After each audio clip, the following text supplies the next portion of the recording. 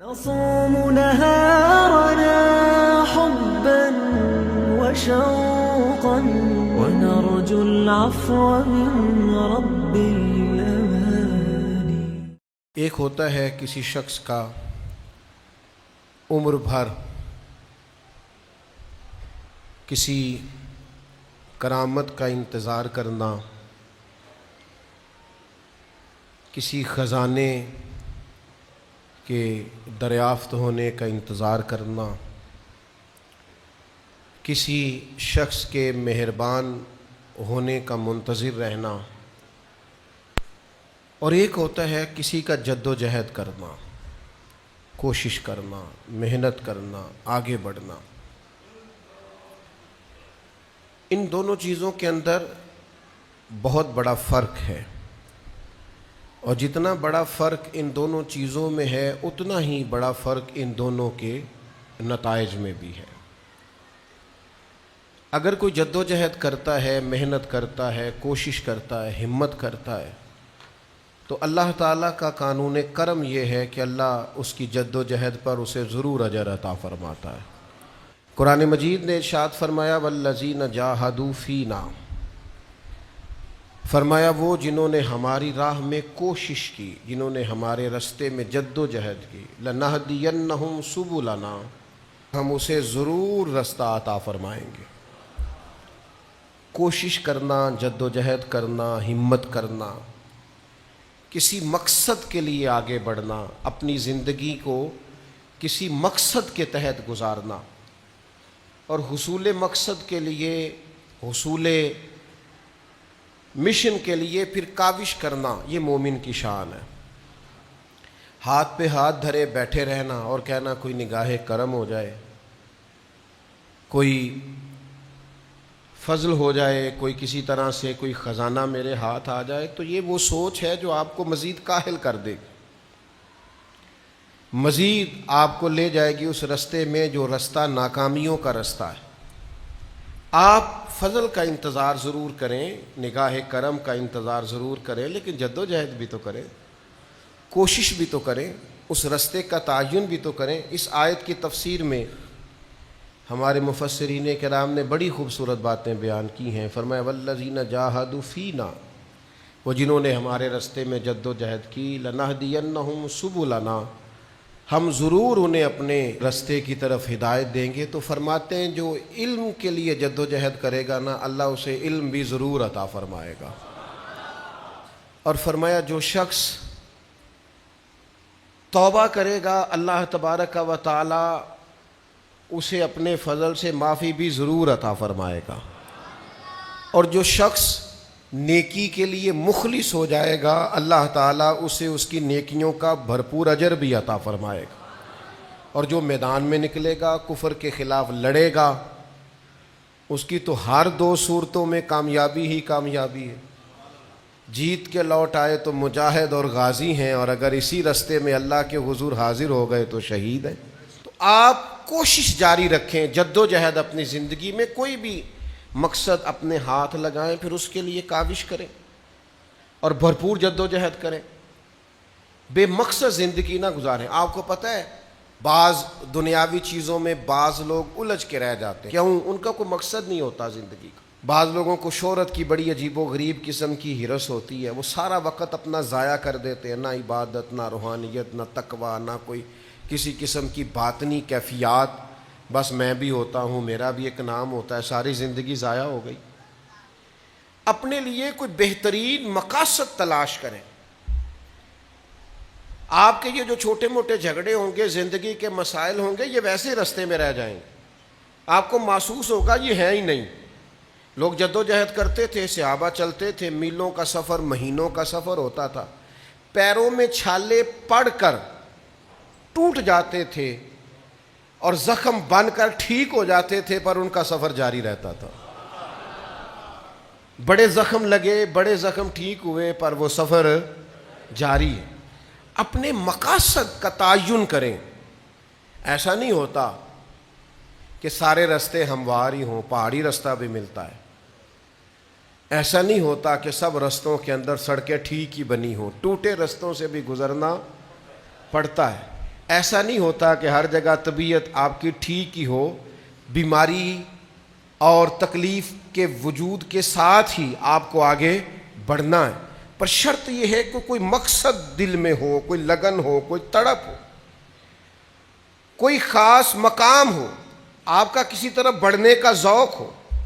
میں دیکھتا ہوں ہمارے ہاں بہت سارے لوگ ہیں دینی دنیاوی کام کرنے والے، لیکن کوئی خاص مقصد نہیں ہوتا، اس کے پیچھے کوئی ترجیحات بڑی نہیں ہوتی، اس کے پیچھے ان کے کوئی بہت بڑا فلسفہ کار فرما نہیں ہوتا، بس رسم کی طرح ہے، میلاد آیا ہے تو کرنا ہے، محرم آیا ہے تو منانا ہے، اور اگر کوئی اور دینی دنیاوی ایونٹ آیا ہے تو وہ گزارنا ہے، لیکن اس کے جو بھرپور مقاصد ہیں ان مقاصد کی طرف ان کی توجہ نہیں ہوتی۔ میلاد صرف ربیع الاول میں نہیں ہوتا، حضور کا ذکر تو سارا سال ہونا چاہیے، سیرت کا باب تو ہر وقت کھلا رہنا چاہیے، انسان کو تو ہر وقت کوشش کرتے رہنا چاہیے، کچھ نہ کچھ حضور کا دین پھیلانے کی اس کے اندر طلب ہر وقت ہونی چاہیے۔ امام حسین کا پیغام صرف 1 سے 10 محرم تک نہیں ہے، یہ آج جو کچھ پوری دنیا میں ہو رہا ہے اور جو جس طرح اسرائیل دندناتا پھر رہا ہے، یہ ساری یزیدی سوچے ہی تو ہے۔ جو کچھ آج پوری دنیا میں ہو رہا ہے، اگر ہم نے اپنے بچوں کو صحابہ کی وہ جد و جہد سکھائی ہوتی، امام حسین کا فلسفہ بتایا ہوتا، تو کبھی بھی ہمیں کسی اور ڈبیٹ کی ضرورت نہ رہتی، یہ خود بخود بتاتے کہ اصل حق کیا ہے، اصل میں آگے بڑھنا کس طرح سے ہے۔ لیکن ہم نے سمجھا ہے کہ 4-5 دیگوں سے امام حسین کا ذکر مکمل ہو جاتا ہے، ایسا نہیں ہے۔ تو ایک مقصد حیات، پھر اس مقصد کے تحت ضروری نہیں کامیابی بھی ملے، یہ بھی ضروری نہیں کہ آپ جیت کے ہی سوئے، ہر آدمی کا جیتنا ضروری نہیں ہوتا، لڑنا ضروری ہوتا ہے۔ 14 صحابہ بدر میں شہید ہو گئے تھے، انہوں نے تو مکہ فتح ہوتے نہیں دیکھا، لیکن فتح مکہ میں سب سے زیادہ کردار ان 14 لوگوں کا ہے جو بدر میں شہید ہوئے، وہ کامیابی کی پہلی سیڑھی بنے تھے۔ جو 70 صحابہ احد میں شہید ہو گئے تھے، انہوں نے مکہ فتح ہوتے نہیں دیکھا میرے دوستو، انہوں نے وہ بلندیاں، وہ عروج، وہ بڑے بڑے مال غنیمت کے ڈھیر انہوں نے نہیں دیکھے۔ جو اسلام کے پاس بعد میں قوت آئی، دولت آئی، وسائل آئے، وہ انہوں نے نہیں دیکھے، لیکن حضرت امیر حمزہ کا خون کبھی اسلام میں بھلایا نہیں جا سکتا، حضرت عبداللہ بن جہش کی دعائیں بھلائی نہیں جا سکتی، حضرت سعد بن معاذ کا جذبہ بھلایا نہیں جا سکتا، حضرت مصعب ابن عمیر نے اس طرح جان قربان کی تھی کہ آخری وقت کفن بھی پورا موجود نہیں تھا، تو کیا بھلائے گی تاریخ ان لوگوں کو؟ اسلام کا جھنڈا پورے طور پر پوری دنیا میں اس طرح سے لہراتا بظاہر نہیں دیکھا، لیکن ان کی قربانیاں بھلائی جا سکتی؟ تو کوئی مقصد تو بنائیں، کوئی فلسفہ تو بنائیں، کوئی آپ خیال تو کریں۔ میرے پاس دوست آتے ہیں، مجھے کہتے ہیں 22 سال سے محفل کرا رہے ہیں، 23 سال سے۔ میں پوچھتا ہوں نتیجہ، کسی چیز کا کوئی رزلٹ تو ہونا چاہیے نا، میری بات سمجھ رہے ہیں؟ ہم نے مدرسہ بنایا ہے تو ہم نتیجہ دے سکتے ہیں، اللہ کے فضل سے سینکڑوں بچے نام، ولدیت، گھر، ایڈریس سمیت میں بتاؤں گا جو یہاں سے حفظ کر کے گئے ہیں۔ میں آپ کو بتاؤں گا یہاں سے پڑھا ہوا بچہ آج کے دن جمعہ کہاں کہاں پڑھا رہا ہے۔ کسی چیز کا کوئی نتیجہ بھی تو ہوتا ہے نا، آپ رزلٹ بھی۔ میں اپنے دوستوں سے کہتا ہوں کہ اگر یہاں روز خرچ ہوتا ہے تو اس کا نتیجہ بھی ہمیں چاہیے۔ جو لوگ نیرا خرچ کرتے ہیں، نتیجہ نہیں نکالتے، وہ بڑی زیادتی کرتے ہیں قوم کے سرمایے کے ساتھ۔ تو آپ کوئی بھی کام زندگی میں کر رہے ہیں، اس کا کوئی نتیجہ، کوئی رزلٹ، کوئی آپ اس کا آپ بتائیں کہ کیا آپ نے قوم کو فراہم کیا۔ تو ایک تو مقصد نہیں ہوتا ہمارا، کوئی خاص مقصود نہیں، اور پھر یہ کہ اس کے بعد جو ہم محنت کر رہے ہوتے ہیں وہ با مقصد نہیں ہوتی، وہ بے مقصد محنت ہوتی۔ یعنی یہاں آج کل خبریں چلتی ہیں فلانا بندہ پیدل حج کرنے گیا، بڑی اچھی بات ہے، لیکن میرا خیال ہے یہ محنت بے مقصد ہے۔ اب پیدل حج کی ضرورت نہیں، اب آپ فلائٹ پہ بیٹھے اور 4 گھنٹے میں جائیں، پہنچ جائیں وہاں۔ اب آپ وہ کام کریں جس کا مقصد، میری بات کی سمجھ آ رہی ہے؟ وہ جی پاکستان سے پیدل چلا گیا، کیوں گیا جی پیدل؟ ہم تو یہاں سے گجرا والا پیدل نہیں جاتے، اور بڑے کام ہیں، اتنی دیر میں اور بڑا کچھ ہو جانا تھا، اور بڑی ڈیوٹیاں کر لینی تھی، اور بڑے سارے معاملات تھے جو ٹھیک کر لینے تھے۔ وہ ایک صاحب مجھے ایک دفعہ درویشی سنانے لگے، فلاں خطیب جو تھے ان کے پاس گاڑی نہیں تھی تو میں نے کہا بھئی میرا تو گاڑی کے بغیر گزارا نہیں، اس لیے کہ میں آپ کے پاس چوتھی جگہ پہ آیا ہوں، تو اگر یہ گاڑی نہ ہوتی تو میں تو ایک ہی جلسے پہ جا سکتا تھا، اس سے اگلے والے پہ پہنچ سکتا۔ آپ با مقصد محنت کریں گے، بے مقصد محنت نہیں کریں گے۔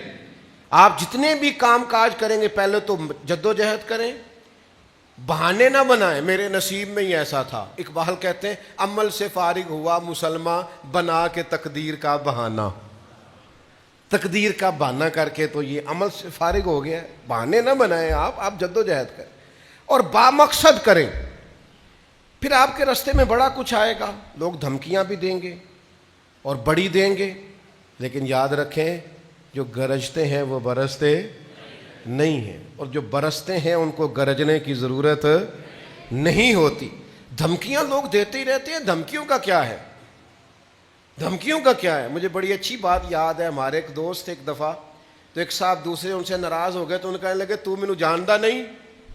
وہ ہس پڑے، کہندے جی میں نہیں جاندا تانوں تے انشاءاللہ مینوں جانن دا شوق بھی کوئی نہیں۔ تو وہ جو دھمکی دے رہا تھا وہ بھی ہس پڑا۔ بھائی جانتا نہیں، یہ آپ کو کہنا ہی تب پڑا جب آپ بڑے مجبور ہو گئے۔ آپ مجبور ہیں، آپ کمزور ہیں، جو آپ کو کہنا پڑا ہے۔ اگر آپ کچھ ہوتے تو پھر آپ کو کہنا نہ پڑتا، پھر تو پتہ ہوتا دنیا کو۔ پتا پتا ڈالی ڈالی حال ہمارا جانے ہے، جانے نہ جانے گل ہی نہ جانے باغ تو سارا جانے ہے۔ اگر کوئی کچھ ہو تو پھر سب کو پتا، پتا پتا ڈالی ڈالی حال ہمارا جانے ہے، جانے نہ جانے گل ہی نہ جانے باغ تو سارا جانے، سب کو پتہ ہے ہم کیا ہیں۔ تو یہ فلسفہ ہی سرے سے غلط ہے۔ حضور نے اعلان نبوت کیا تو سب سے پہلے تو کافروں نے کہا مداحنت کر لیں۔ اگر آپ کا کوئی مقصد ہے نا زندگی میں، پھر اس پر کمپرومائز نہیں ہونا چاہیے، پھر آپ کام کریں گے، پھر آپ کسی قسم کا اپنے اصولوں پر سمجھوتا نہیں کریں گے۔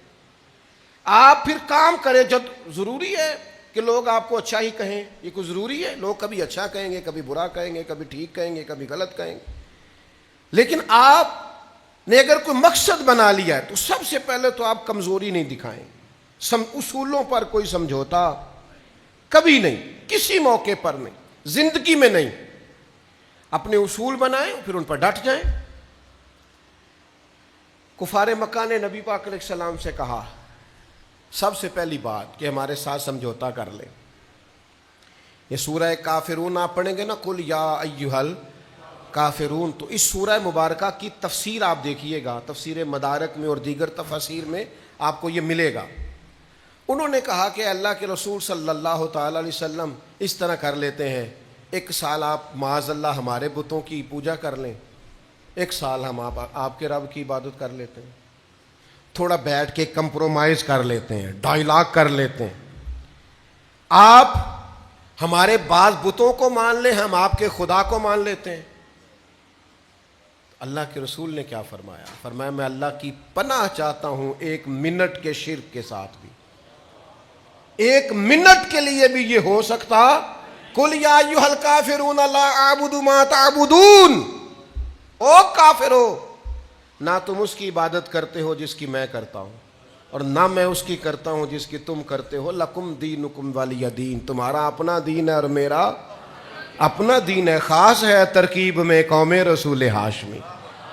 ایک منٹ ساری زندگی کوئی رب کی عبادت کرے، ایک سجدہ بھی معاذ اللہ کسی بت کو کر دے، پچھلی ساری عبادتیں کارت چلی گئی، مشرک ہو جائے گا۔ ایک منٹ کی بھی ملاوٹ دین برداشت۔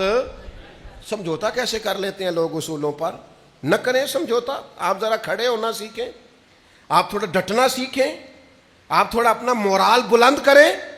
آپ کا کوئی سٹیٹس ہونا چاہیے، کوئی معیار ہونا چاہیے۔ اپنے مقصد پر کبھی بھی کوئی سمجھوتا نہیں ہو سکتا، نہیں ہو سکتا۔ تو ایک تو اصولوں پر سمجھوتا نہیں، دوسرا دھمکیوں کی پرواہ نہیں۔ زندگی جو ہوتی ہے نا، اس نے بہرحال ختم ہونا ہوتا ہے۔ تو اگر کوئی شخص اپنے نیک جائز اور دینی مقصد کے راستے میں دھمکیوں کی پرواہ کرنے لگ جائے، وہ خیال ہی نہ کرے کہ میں دین بیان کر رہا ہوں اور پھر دو چار باتیں پوری ہوئی نہیں اور وہ ڈر جائے، تو وہ کمزور پڑ جائے گا۔ ایک دو چار پانچ منٹ کے اندر بلیک میل ہو جاتے ہیں لوگ، کوئی برداشت ہی نہیں کر پاتے۔ نتیجے اس کے ٹھیک نہیں نکلتے. یہ کام بھی کفار نے کیا. نبی پاک علیہ السلام نے اعلان نبوت کیا تو سلسلہ جب آگے چلا تو ایک ٹائم ایسا آیا کہ ساری برادری اکٹھی ہو کے جناب ابو طالب کے پاس آ گئے. یہی چچا تھے جو حضور کی ہر حوالے سے طرفداری بھی کرتے تھے, حمایت بھی کرتے تھے. وہ آئے, آ کے جناب ابو طالب سے کہا کہ یہاں تو آپ اپنے بھتیجے کو منع کریں, وہ ہمارے معبودوں کو برا بھلا کہہ کے ہمارے جذبات کو ٹھیس پہنچاتے ہیں معاذ اللہ, یہاں پھر آپ تیار ہو جائیں ہم سے جنگ کرنے کے لیے. اور شدید انداز میں بات کی. جناب ابو طالب نے ایک دفعہ تو ٹال دیا, وہ دوسری دفعہ پھر آ گئے. آپ سے کہا تھا پر آپ نے بات نہیں کی. آپ دیکھ لیجئے, یہاں آپ حمایت چھوڑ دیں, ہم جانے وہ جانے. اور شدید دھمکی دی انہوں نے. جناب ابو طالب اب بوڑھے تھے, اور پھر یہ کہ ساری برادری, انہوں نے نبی پاک علیہ السلام کو بلایا, سرکار تشریف لائے تو کہا بھتیجے میں نے ہر موقع پر آپ کی مکمل حمایت کی ہے, میں ساری برادری کا بوجھ نہیں اٹھا سکتا, آپ اپنے قبیلے کے ساتھ بیٹھ کے بات کر لیں. اور وہ کہہ رہے ہیں کہ یہاں تو آپ باز آ جائیں, یہاں پھر جنگ ہوگی. تو یہ میرے رسول پاک علیہ السلام کا مقصد کے لیے عزم ہے. نوجوانوں سنو اور یاد رکھو, کریم فرمانے لگے کہ ذرا لفظوں کی حرارت دیکھنا اور جملوں کا روب دیکھنا اور گفتگو کا ولولہ دیکھنا. کریم فرمانے لگے چچا یہ میرے سیدھے ہاتھ پر سورج لا کے رکھیں اور دوسرے پر چاند لا کے رکھیں تو دین کی تبلیغ پھر بھی نہیں چھوڑوں گا, کہتا رہوں گا لا الہ الا اللہ. اور حضور علیہ الصلوۃ والسلام نے فرمایا میں دین کی تبلیغ کرتا رہوں گا. اور چچا دو ہی باتیں ہیں, یا دین غالب آ جائے گا یا میں اپنی جان دین کے رستے میں پیش کر دوں گا. یہ رسول پاک کا دیا ہوا فلسفہ ہے کہ آپ کو دین کا کام کرنا ہے تو جان لڑا کے کرنا ہے. یہ شہادت گاہ الفت میں قدم رکھنا ہے. لوگ آسان سمجھتے ہیں مسلمان ہونا, آپ کو پھر پوری مشقت کے ساتھ زخم پہ زخم کھا کے جی خونے جگر کے گھونٹ پی آہ نہ کر لبوں کو سی. یہ عشق ہے, کوئی دل لگی نہیں. چپ کر کوئی گلہ نہ کرنا, شکوہ نہ کرنا, کسی قسم کا لفظ زبان پہ اعتراض کا نہ لانا. یہ عشق ہے, کوئی دل لگی نہیں. فرمایا ان سے کہہ دیجئے کہ یا تو دین غالب آئے گا یا جان جائے گی, دو ہی باتیں, قربان جائیں. پھر ایک اور لمحہ آیا جو بڑا ہی آزمائش والا تھا. سارے رشتے تو ایک ایک دو دو کر کے چلے گئے, یہ چچا ہی ساتھ تھے رشتوں میں. جناب ابو طالب کہنے لگے پھر میں برادری کا بوجھ نہیں اٹھا سکتا. یہ ایک اور بھئی آپ کا بڑا قریبی آدمی کہے پھر میں ساتھ, تو انسان پھر بھی تھوڑا سا کمزور پڑتا ہے کہ یار حد ہوگی, اب سب چلے گئے تو یہ بھی. جناب ابو طالب نے کہا پھر میں بوڑھا ہوں, میں ساری برادری کا بوجھ. محبوب فوراً اٹھے اور سرکار نے اپنی چادر مبارک کو دوبارہ سے اپنے کاشانہ اقدس پہ رکھا اور حضور فرمانے لگے چچا آپ کی مرضی, ٹھیک ہے آپ ساتھ نہیں چل سکتے تو کوئی حرج نہیں, لیکن یہ دین کا پیغام ہے, یہ رکے گا نہیں. اور یہ کہتے کہتے حضور کی آنکھوں میں آنسو آئے. گویا محبوب کے یہ آنسو بتا رہے تھے کہ والد کو تو بظاہر دیکھا نہیں اور ماں جلدی چلی گئی اور دادا بڑی جلدی رخصت ہو گئے, تو چاچا ہی تھا.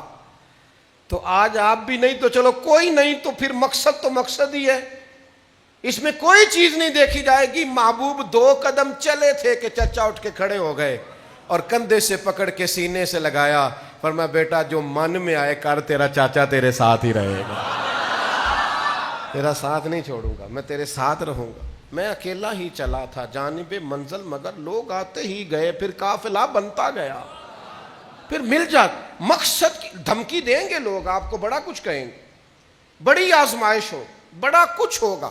لوگ آپ کا حوصلہ توڑیں گے, کہیں گے نہیں ہو سکتا, آپ تو دیوانوں جیسی باتیں کر رہے ہیں, آپ بے موسم پھل بیچنا چاہتے ہیں, یہ دور نہیں ہے. یہ بڑا کچھ لوگ آپ کو کہیں گے, لیکن آپ چل کے تو دیکھیں, آپ ذرا مستی احوال میں چل کے تو دیکھیں. اقبال کہتے ہیں ہوا گو تند و تیز ہے لیکن چراغ اپنا جلا رہا ہے. کو نہیں سمجھ آئی آپ کو؟ اللہ کرے نہ آئے آپ کو سمجھ. ہوا میں بھی چراغ جلتے ہیں. اور اقبال کہتے ہیں نیری ہوا نہیں, ہوا گو تند و تیز ہے لیکن چراغ اپنا. سارے کہندے نے چلا ہوا اینی نیری چلن ڈی اتنے کتنے دیوا بلنا ہی, لیکن ہوا گو تند و تیز. اللہ کرے تمہیں اُنہ ہی مزہ آئے جنہ مینوں آ رہا ہے. ہوا گو تند و تیز ہے لیکن, ہوا گو تند و تیز ہے لیکن, ہوا گو تند و تیز ہے لیکن چراغ اپنا جلا رہا ہے. وہ مرد درویش حق نے جس کو عطا کیے ہیں انداز خسروانا. اللہ نے جس کو مقصد دیا ہے نا, وہ تیز ہوا میں بھی دیا جلاتا ہی جاتا ہے. وہ جلاتا ہے بجھ جاتا ہے, وہ جلاتا ہے بجھ جاتا ہے. وہ کہتا چلو ہوا ہی ہے نا, اب ہوا سے بھی ڈر جاؤں. اب میں اب ہوا سے بھی, اب ہوا کا بھی جو مقابلہ نہ کر سکے انہوں چاہیے پھر اندروں باہر نہ نکلے, پھر گھر ہی رہے نا. اگر تیز چلنا ہے تو ہوا کا مقابلہ تو کرنا. ہوا گو تم تو تیز ہے لیکن چراغ اپنا جلا رہا ہے. وہ مرد درویش حق نے جس کو عطا کیے ہیں انداز خسروانا. تو پہلے لوگ کیا کرتے ہیں, کہتے ہیں سمجھوتا کر لو, پھر دیتے ہیں دھمکی. اور اگر یہ دونوں معاملے حل نہ ہوں تو پھر دیتے ہیں لالچ. ہیں جی کہتے ساڑی محفل چاہ جاؤ تو خوش کر دیں گے. کی کر دیں گے؟ میں کہا میں نہیں ہوں خوش ہونا, مشکل ہے تیرے لیے. ہیں جی آ جاؤ تو ہاں کیا مزہ ہے. کیا آپ خانقاہی لوگ, آپ کیا خریدتے ہیں اور کیا بیچتے ہیں, اور کتنے ظالم ہیں آپ کہ آپ دین کی بولیاں لگاتے ہیں. آپ مذہب کے نام پر تجارت اور کاروبار کرتے ہیں. جو چیزیں ذریعہ بخشش تھی انہیں آپ نے خریدا اور بیچا. کیا جواب جرم دو گے تم خدا کے سامنے؟ جس کے ذریعے بخشش ہونی تھی اسی کا مال اکٹھا کر کے لے آئے, وہی چیز بیچ آئے. مجھے ایک صاحب, بڑی پرانی بات ہے, میں نے کسی جگہ وعدہ کیا ہوا تھا تو وہ آ گئے, کہنے لگے ہمارا اس دن ختم ہے آپ آ جائیں. میں نے کہا یار یہ بندے ہیں, میں نے محفل کا وعدہ کیا, یہ اشتہار ہے. کہنے لگے انہوں نے کوئی بہانہ لا دو اسی تو ان خوش کر دیں گے. میں نے کہا آپ کی حیثیت نہیں ہے. رضیت باللہ ربا وبالاسلام دینا. میں اس بات پہ بڑا خوش ہوں کہ اللہ میرا رب ہے. میں اس بات پہ بڑا راضی ہوں کہ اسلام میرا دین ہے. اور میں بڑا ہی راضی ہوں کہ محمد رسول اللہ میرے نبی اور رسول ہیں.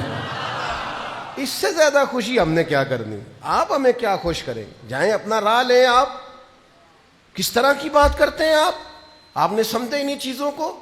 تو جب یہ کام نہیں بنتا بھی لوگ لالچ دیتے ہیں. نبی پاک علیہ الصلوۃ والسلام کو پیغام دیا, کفار نے, حضور حاضر ہوئے تو وہ کہنے لگے معاذ اللہ اگر آپ پر کسی کا اثر ہے تو ہم وہ جن اتروا دیتے ہیں, اور اگر آپ کو پیسے چاہیے تو ہم ساری دنیا کی دولت جمع کر کے آپ کے قدموں میں ڈھیر کر دیتے ہیں, اور اگر آپ کو سرداری چاہیے تو ہم آپ کو سردار بنا لیتے ہیں, لیکن یہ آپ چھوڑ دے تبلیغ کرنا, فساد معاذ اللہ پیدا ہو گیا. تو نبی پاک علیہ الصلوۃ والسلام نے فرمایا نہ سرداری نہ دولت, کرنی دین کی تبلیغ ہی ہے. اور کریم نے فرمایا دیکھو پہلے کہاں سمجھوتا کر لو, پھر کہاں دھمکی سے ڈر جاؤ. اب یہ باتیں نہ بنی تو اب آ گئے سرمایہ لے کے. دولت لے لیں آپ, اقتدار لے لیں, کوئی کرسی لے لیں. ایک بہت بڑے بزرگ تھے ہمارے, ان سے ایک صدر نے کہا میں آپ کو وزیر بنانا چاہتا ہوں. انہوں نے کہا یہ ذرا ڈاڈا بولتے ہیں, تو ان کو کہا میں آپ کو وزیر بنانا چاہتا ہوں. تو وہ ہنس پڑے, کہنے لگے چلیا میں بادشاہ ہوں, بادشاہوں نے بھی کدی وزیر بنایا کسی؟ میں تے بادشاہ مانو وزیر, میں تے بادشاہ, تو مجھے جانتا ہی نہیں. میں اپنی حیاتی تو قربان تھی ماں, ساری محمد پکیندے گزر گئی. ہمیں تو جانتا ہی نہیں. میں بلبل خوش لہجہ گلزار نبی ہوں, میٹھی میری باتیں ہیں کیونکہ نمک خار نبی ہوں. وہ جانتے نہیں, آپ بادشاہ کو وزیر بنانے لگے. میرے پاس اتلا درجہ ہے اور تو مجھے نیچے لے کے آ رہا ہے. تو سمجھ لیجئے گا بات کو. اللہ کے حبیب علیہ السلام سے جب کہا نا بہت سارا مال دیتے ہیں, اقتدار دیتے ہیں, تو حضور علیہ السلام نے فرمایا بولو تم کس چکر میں پڑے ہوئے ہو بھولے بھالے لوگو. میں دین کی تبلیغ کروں گا, یا تو تم سارے کلمہ پڑھو گے یا پھر میرے رب کا فیصلہ آئے گا. اور پھر اللہ کا فیصلہ آیا. پھر اللہ کا فیصلہ اذا جاء نصر اللہ والفتح ورأیت الناس يدخلون فی دین اللہ افواجا. اللہ کی مدد آئی, فتح حاصل ہوئی اور فوجوں کی فوجیں دین میں داخل ہو گئیں. میں آپ کی خدمت میں صرف یہ بات عرض کرنا چاہتا ہوں, مقصد حیات بنائیں, بیکار نہ بنائیں اپنے آپ کو. قیمتی وجود, قیمتی سانسیں, قیمتی زندگی خدا کے لیے, خدا کے لیے اپنی زندگی سے تھوڑا سا موبائل کا ٹائم کم کریں, تھوڑی جان چھڑا لیں, اصل اور روح کی طرف واپس لوٹ آئیں, تھوڑا سا دنیاوی جھگڑوں سے نکل آئیں باہر, بس کر دیں. کوئی نہیں, اسی طرح لڑائیاں ہوتی تھیں. ہمارے دادا کے بھائی بھی جائیداد کے مسئلے میں اختلاف رکھتے تھے, ان کے بھائی بھی رکھتے تھے, ہمارے ابا کے بھائی بھی رکھتے تھے, ہم بھی رکھ رہے ہیں.